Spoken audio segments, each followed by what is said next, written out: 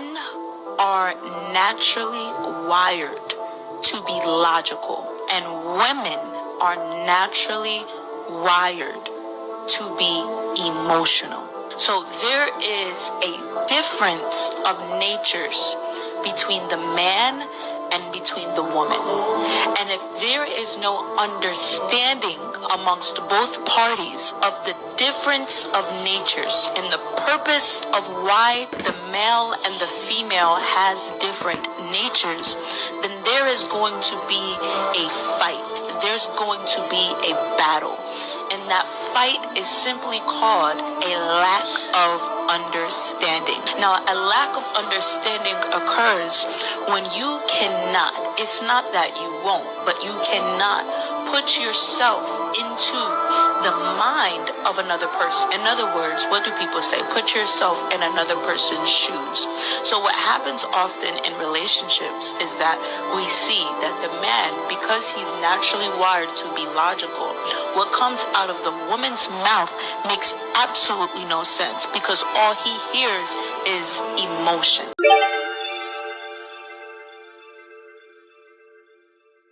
Ladies, understand something. Do me a favor. Look forward. Then I need you to look down about 2 feet. That's called a vajayjay. It comes standard on all female models. There is not a model that comes off the factory lot that does not have one. It comes standard. It's not special. Oh, it's not special. Not these days. It used to be when it only had one driver. When you could verify the previous owner through father, whoever. When not many people had taken it for a test drive. But if it's become a rental or a buy here, pay here lot, I'm sorry. You cannot demand. The way that women act when a bunch of men smash them and then never call them again blows my mind. Now every man that speaks to you just reminds you of your lack of self-worth and all these men that stuck you and then blocked you.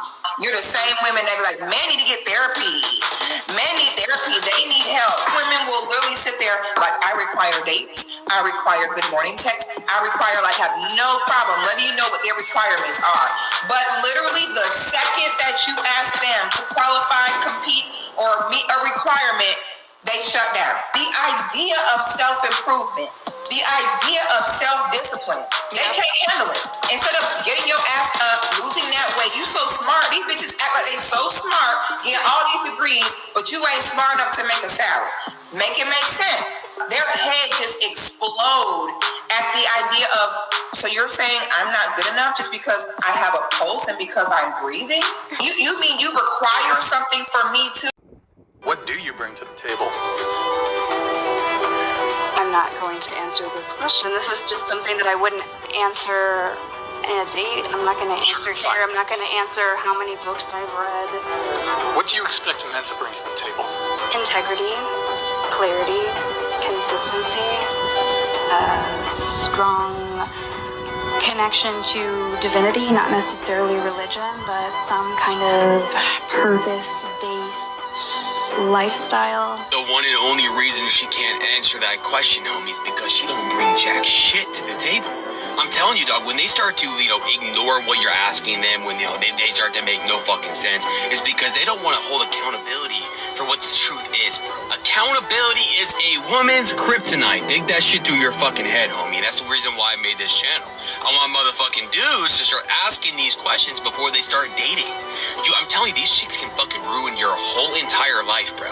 It's not a joke. This shit ain't no joke. It's not a fucking... You guys be playing in a fucking video game. You think this shit's just a game. It's not a game, homie. These chicks can ruin your life if you choose the wrong goddamn one, bro. You walk into this relationship, you have a kid with this chick, bro. You be paying child support the rest of your fucking life. You be fucking hating your life the rest of your entire existence, man. I'm telling motherfuckers, I see this shit all the goddamn time. Ask yourself, what do they offer you besides stank ass puh?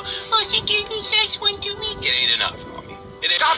Just talking to a guy that claims to be interested in dating you and you say something like, oh, I'm going to get my nails done or my hair, I'm going to the mall, and he does not offer to send you money to contribute to that, you need to block him, and you need to block him quickly, okay? We don't have time to be talking to men that cannot contribute to our lives, even in the smallest of ways, not in this economy. These men that y'all keep bumping into who ain't shit, have y'all ever stopped to think that maybe you ain't shit either? Have you ever stopped to think that maybe you're attracting the very type of man that you deserve? Maybe he's simply just the male version of you. See, but y'all don't want to hear that. See, because it's easier to just play the blame game. It's easier to just point the finger and be like, well, the issues in my love life is because men ain't shit. Because there are good men out there, but what y'all don't understand is that good men have standards. And a lot of women, especially women of this generation, y'all have this sense of entitlement where y'all feel like just because you're the woman, you're the prize. You think that just because you have a vagina, that you don't have to bring any other value into the relationship, and that's not how it works. You're not going to attract good men because you're not a good woman. And y'all don't like hearing that because it forces you to have to take accountability, and y'all don't like doing that. Y'all be having this long ass list that look like a damn CVS receipt of qualities that you want men to bring to the table, but your list of qualities as a woman could fit on a damn sticky note. Y'all sit back and question why you can't find a good man, and you scream and holler how men ain't shit. Baby doll, you ain't shit either. Fix that first. Then maybe you can find you a good... A woman's value that she adds to a man is something that you cannot even put a price on, baby. It is something that you cannot even look at the amount, because guess what? What we're doing is we're elevating you and we're growing you in a way that you could not even imagine. Why do you think that all the politicians are married? I built every single man up that I've ever been with, baby. All right. When they leave me, they're in a much better position than when they got with me, and that's a fact. The very last man you was with, how long was that relationship? 3.5 years. When you met him, was he a millionaire? No. When you left him, was he a millionaire? No. You ain't made nobody nothing.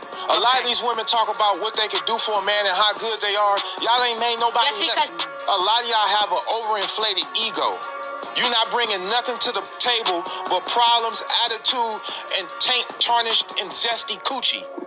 I don't So know what check your attitude. No, check your attitude, because y'all are not all that. Say it's like no qualified men, or why do these one thing that I be peeping that be common is be having a resume full of bad relationships. Like ain't held the right down yet. And so what that tell me is your ability to choose is already sketchy, to say the least. So whatever grading system you got over there, you keep passing failing students. So I don't even think I need to f around over there for real. Like, you ain't got one good one in your resume for real? You mean your whole little relationship career, like all of it bad, bro? Cause it gotta be a situation like that to where you don't have enough good to blanket all of somebody. You feel me? Like, bro, you really have to look at what has happened to, and it's not to say that people didn't do you wrong, but you have to look at what's happened to you. I cannot protect what I cannot correct. Cartoon Kid 3289. I don't know how old you are. I don't know what life experiences you've had, but this right here is the comment of the year, and we just started. So here's the scenario. As a woman, I have a man in my life who loves me, that wants to protect me, but I have a horrific attitude and mouth. So when I'm out in public alone, I am running 10 miles a minute with my mouth and my attitude and rolling eyes and talking back. Another man who does not know me, who does not love me, does something and I snap and I talk crazy and I do all of the neck rolling and attituding, because nobody ever corrected that behavior. The men in my life never told me stop talking like that because of these reasons. So now I'm out in public running my mouth against a man that I know will never be an equal fight against, and this man goes upside of my head because I disrespected him. The first thing I'm gonna holler is, I'm gonna tell my man to come down here and whoop your... Now my man is trying to defend my honor, comes to whatever store I'm at, trying to fight this man. Someone ends up hurt, in jail, or worst case scenario, unalived. All because I never allowed the men in my life to correct me. Because you can't tell me what to do. Same scenario, different person. I have a child, I have a son that I never allowed the men in my life to correct. So now he's out in the world and he is 19 years old and has his first interaction with a unfair police officer. And my son is not acting as a man, not carrying himself as a man. He's still acting like a child because I never allowed the men in his life to teach him how to be a man and interact with other men. So my child ends up arrested, beaten, or worst case scenario, unalived because I never allowed anybody to correct him. But the entire time, I'm yelling to the top of my lungs, protect black women, protect our children. But you understand that protection is correction. I am teaching you how to act and carry yourself out in the real world so you don't need my physical protection. So we eliminate those issues. I'm teaching you how to carry yourself as a lady. I'm teaching you how to act as a man. So we avoid some of these things. So the worst case scenario never happens. A lot of women are in relationships that they're being tolerated. He can't stand you. Not because you're not a kind person, not because your food doesn't taste good, not because you might not know how to put it down, not because of any of that, but because you're disrespectful and it's unattractive to a man. A woman can look good and be disgusting with her attitude, and a man will sleep with her and keep it pushing. And she won't be able to fathom how come in her eyes or in society's eyes or her friends' eyes that she appears to be a 10 and he's leaving her and he's actually committed to somebody who's a 6.